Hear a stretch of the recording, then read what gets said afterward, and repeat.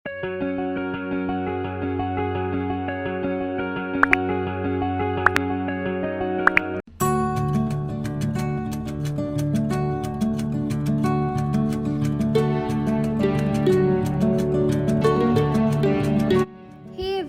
I am Priyanka and welcome back to my channel. कैसे हो आप सब? आई होप आप सब बहुत अच्छे होंगे।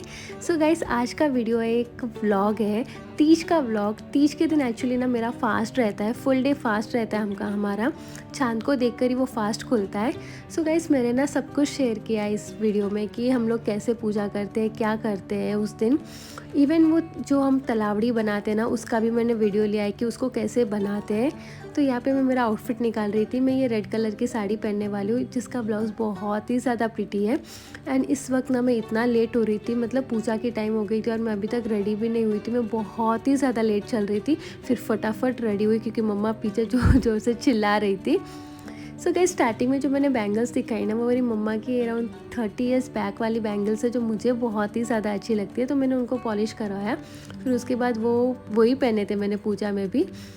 सो गाइस, तीज के दिन क्या होता है मालूम, हमारा फुल डे फास्ट होता है और हम चांद को देखकर ही कुछ भी खा सकते हैं। मतलब कुछ भी, मतलब हम सिर्फ लड्डू खा सकते हैं, जो सत्तू का लड्डू बनाते हैं ना, वही खा सकते हैं बस, और कुछ भी नहीं खा सकते। तो आप ब्लॉग एंजॉय करो, ओके।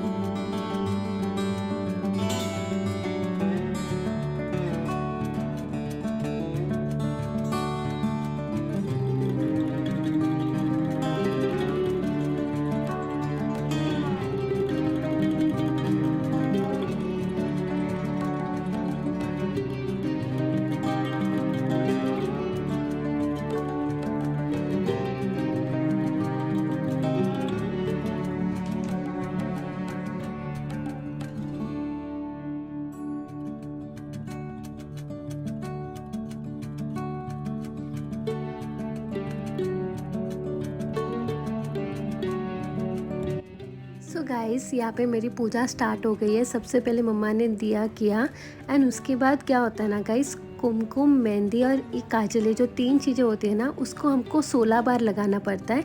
तो पूजा मैंने ही स्टार्ट की। मैंने सबसे पहले कुमकुम 16 बार लगाया एंड फिर उसके बाद मेहंदी लगाई, क्योंकि ये सारी चीज़ें ना भगवान को चढ़ती है इसलिए। तो फिर मेहंदी भी 16 बार लगानी है हमको। फिर उसके बाद जो काजल लगाते हैं ना हम लोग, उस काजल को भी हमको 16 बार लगाना है।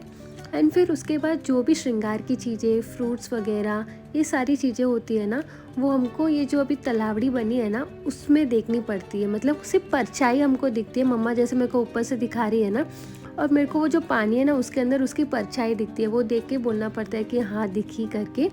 तो ऐसे है ना, ये पूजा ऐसे ही होती है। तो जितने भी श्रृंगार का सामान था ना, वो सब कुछ मैंने लाया था और वो सब कुछ मैंने अच्छे से देखा, और इसी तरह ना हमारी पूजा कंप्लीट हो जाती है। ये पूजा ना, ये जो फास्ट है ना, ये मैरिड वुमेंस भी रख सकती है और अनमैरिड वुमेंस भी रख सकती है। ऐसा कोई कंपल्शन नहीं है कि सिर्फ मैरिड पर्सन ही रख सकते हैं करके।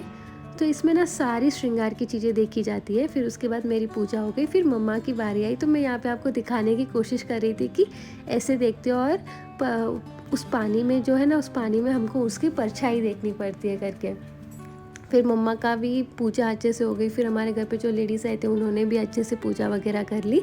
फिर उसके बाद हम लोगों ने की आरती अच्छे से।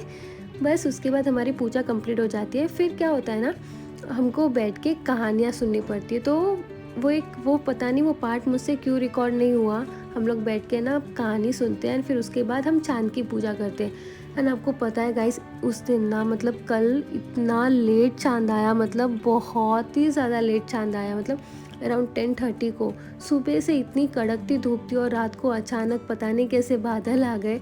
इतना मतलब हम लोग प्यासे भूखे रहते ना, तो बहुत ही ज़्यादा मेरा तो गला सूख रहा था। फिर फाइनली चाँद आया और चाँद की मैंने अच्छे से पूजा वगैरह की एंड फिर मैंने पानी पिया, तब जाके शांति मिली मेरे को। सो गाइस, अभी मैं ना आपको ये तलावड़ी कैसे बनाते हैं ना वो सिखाऊंगी।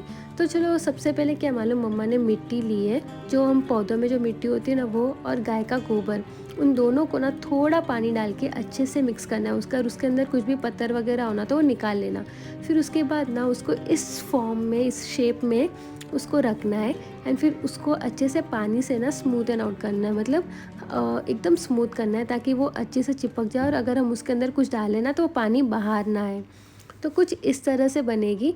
फिर उसके बाद आप कोई भी ड्राई क्लॉथ लो और उसको अच्छे से क्लीन कर दो, जो भी मिट्टी वगैरह है ना वो इजीली आ जाती है। एंड फिर उसके बाद उसको ड्राई होने के लिए रख दो 1 से 2 घंटे, तब तक ये अच्छे से सेट भी हो जाएगी।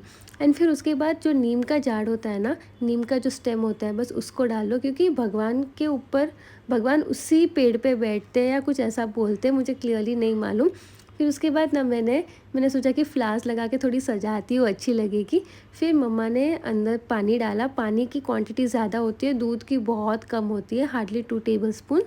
फिर उसके बाद भगवान जी को चुनरी ओढ़ाई मम्मा ने, और है ना यहाँ पे हम लोग मौली बांधते हैं, क्योंकि हमको यहाँ पे सारे कुमकुम, मेहंदी और काजल का टीका लगाना पड़ता है ना 16 बार, उसके लिए पेपर लगाया था।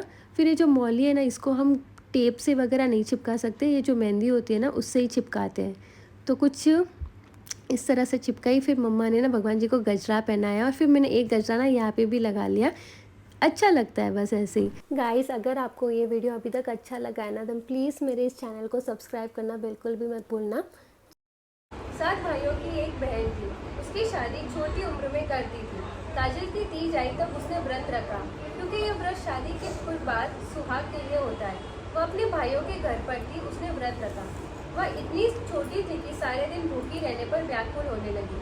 शाम होने लगी, रात हो गई तो भाइयों ने सोचा कि बहन बहुत दुखी हो रही है। कुछ ऊंचाई पर जाकर एक भाई ने दीपक जलाया, दूसरे ने उसके आगे जाली रखी, तीसरे ने बहन को उठाया, चौथे ने पूजा की थाली तैयार की, पांचवें ने कहा बहन चंद्रमा उदय हो गया है, दर्शन कर लो। उसने कहा भाभी चांद उदय हो गया है। भाभी ने कहा ननंद भाई आपका चांद उदय हो गया है। उसने चांद को देखा, पूजा की, फिर सातु खाने लगी तो पहले कौर में सिर का बाल आया, दूसरे टुकड़े में भी पूरा बाल आया। इस प्रकार पूरे लड्डू में बाल आने लगे। इतने में ससुराल से समाचार आया कि उसका पति बीमार है। भाई बहन को लेकर उसके ससुराल गए, तब तक उसका पति मर गया था।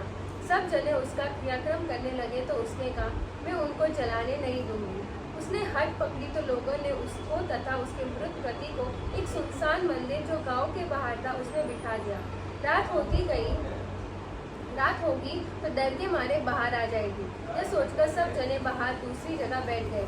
सुनसान मंदिर में अकेली थी। जब रात का पहला पहर हुआ, रमझम करती गौर माता आई तो उसने माता के पैर पकड़े तो गौर माता ने कहा मैं तो कुछ भी नहीं हूँ, मेरी बड़ी बहन आका दी जाएगी। दूसरा पैर आया तो आका दी जाएगी। उसने आका तीज के पैर पकड़े और कहा कि माता क्षमा करना। माता ने कहा मेरे से बड़ी श्रावणी दी जाएगी। तीसरे प्रहर में श्रावण तीज आई, उसके पैर पकड़े तो उसने कहा मेरे से बड़ी काजली तीज माता आएगी। तुम डरना मत, काले कपड़े, काला शरीर, बड़ी बड़ी आंखें, बड़े बड़े बाल, खाऊ खाऊ करती हुई आएगी। जब चौथा पहर हुआ तो कालका माता आई, भयंकर रूप था, खाऊ खाऊ करती हुई कि मेरे व्रत में भूल हुई है। उसने उठकर बहुत जोर से पैर पकड़े और कहा माता मेरी भूल हुई, मैं छोटी हूँ, मैं समझती नहीं हूँ, आप तो माता है, मैं आपकी बच्ची हूँ। माता अपनी बच्ची को क्षमा करती है। माता क्षमा करो, मेरा सुहाग लौटा दो, मेरी भूल हुई माँ, मैं तो आपकी छोटी बच्ची हूँ। दया करो माँ, पति के बिना मेरा जीवन व्यर्थ है, मुझे सुहाग दो। बेटी की करुणा सुनकर माता दया आई, उसने उसका सुहाग लौटा दिया। वह बाल पति को जीवित देखकर बहुत खुश हुई। माता वरदान देकर अंतर्ध्यान हुई। वह दोनों सुने मंदिर में खेलने लगे तो बाहर आवाज आने लगे तो बाहर आवाज आई। लोगों ने सुना मंदिर में आवाज कैसी है। सब लोग आकर देखने लगे तो दोनों जब हंसकर खेल रहे थे। लोगों ने गांव में आकर उसके घर समाचार भेजा कि उनका बेटा जीवित हो गया है। उन्होंने बात नहीं मानी, वे खुद देखने आए। बात तो सच है। सब जने ढोल बजाते हुए उसको लेने आए, बधाया, आरती करके घर में लाए। बेटा बहू ने सबके पैर छुए, सबने आशीर्वाद दिया। बहू बोली कि काजल तीज माता का आशीर्वाद मिला। काजल की तीज अच्छे मन से करेगा, उसका सुहाग सदा अमर रहेगा।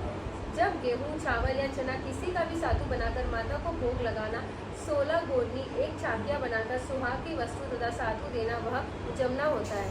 जय माता की, जय माता की, जय माता की।